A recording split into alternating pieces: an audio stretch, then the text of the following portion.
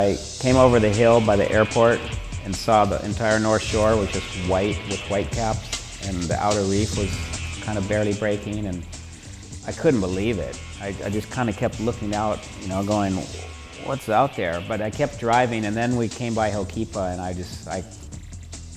my jaw just dropped. I went, wow, look at this place. This is perfect. This is windsurfing.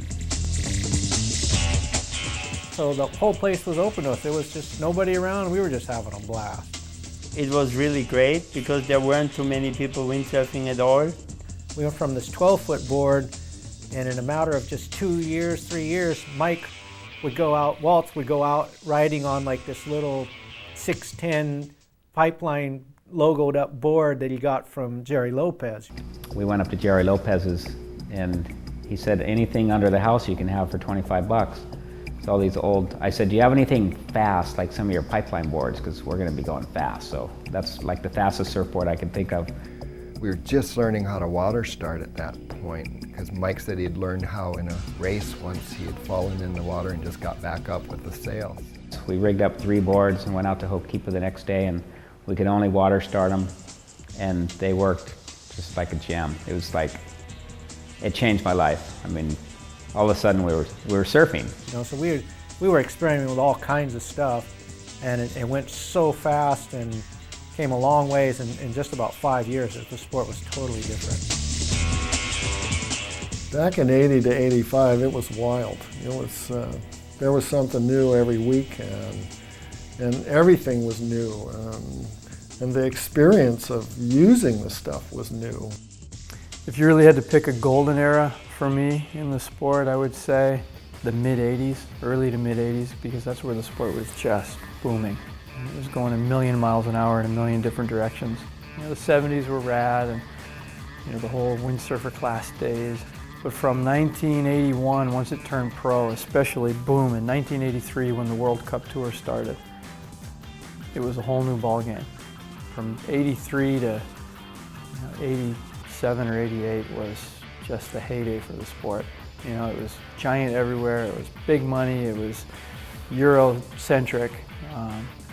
You know, guys that could hardly even ride were getting full-on sponsorships for pretty good dollars back then, which was classic. You felt like that TV show Cheers, you know, where everyone knows your name, and everyone knew everyone's name. And it was just really fun, and you just knew that you were going to go down to the beach and you're going to run into all these fun people on a good day. And everybody, if you were too tired to sail, you went up on the cliff and you got in the peanut, it was called the Peanut Gallery. And that's where you just like egg people on. They can't hear you, of course, but you're like, go, go, hit it. Yeah, you ate shit, oh, awesome. You know, and it just, everybody was riling everybody up and egging everybody on. Rich man, look at this wave!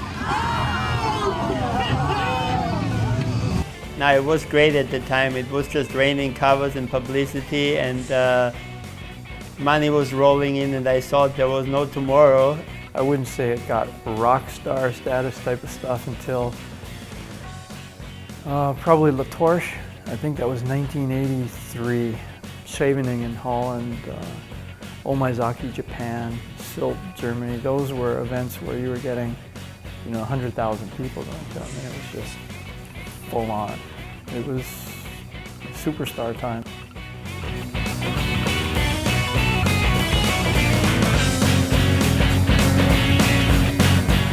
Mickey Eskimo, visual creativeness. You know, he just created images for this sport that are just, they're unparalleled. No one added that sort of visual imagery to the sport to propel it to something of art.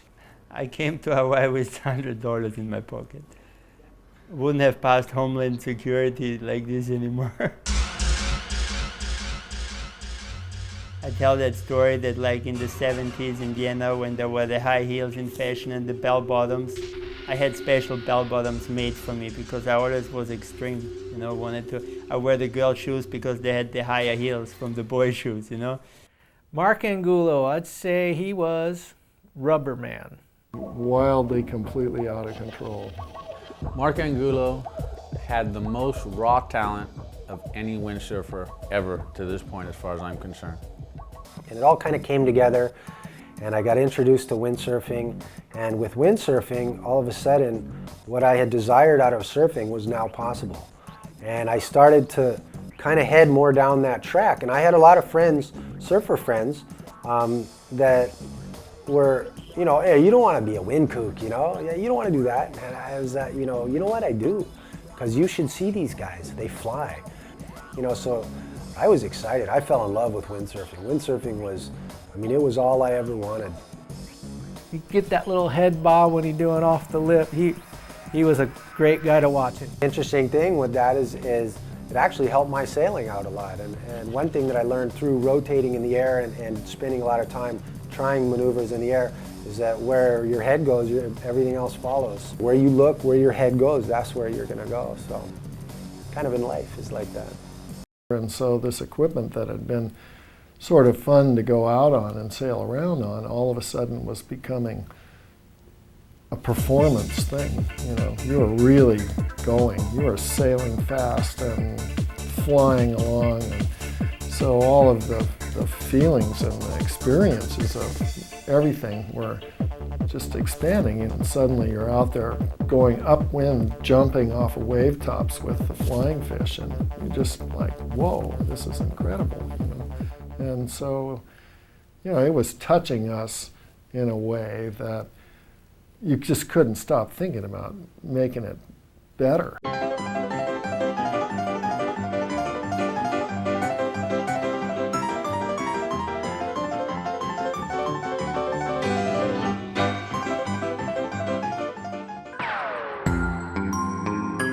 Loop dreams were launched every which way possible, breaking masts, teeth and bones in all directions. Several people at once laid claim to landing the back loop, although Doug Hunt was the first captured on film.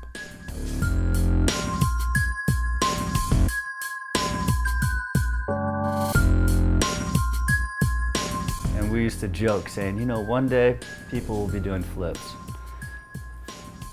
Look at it now, they're doing double flips.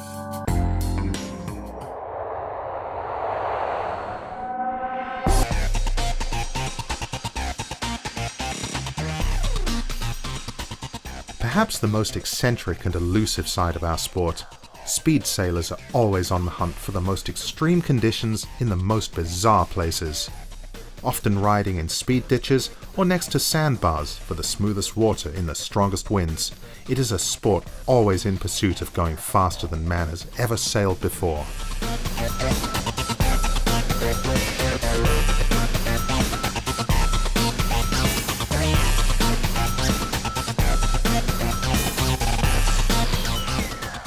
In our area, the speed thing grew kind of by accident.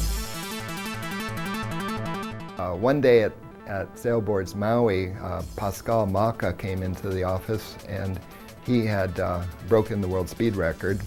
And they were using the equipment that we used all the time. So, wow, that's pretty good. These guys just took our stuff and went over and broke a world record. I bet we can do even better. He was a little bit kidding with me, so I just said, well, Pascal, next year I'll come to Weymouth, England and kick your ass and break the world record underneath you. What do you think about that? He laughed at me. So I started sailing every day from Hookipa down to Kanaha 3 times a day. I just hitchhike back up and sail as fast as I could. I go down to Malaya and sail. I've just slowly figured out what would go fast with Jimmy Lewis making sailboards, Barry Spaniard designing sails, and then we had this wing mast come up that Dmitry Milovich had pre-pregged carbon fiber inside of an oven and made a wing mast. And then we broke the world speed record, and it was a team effort.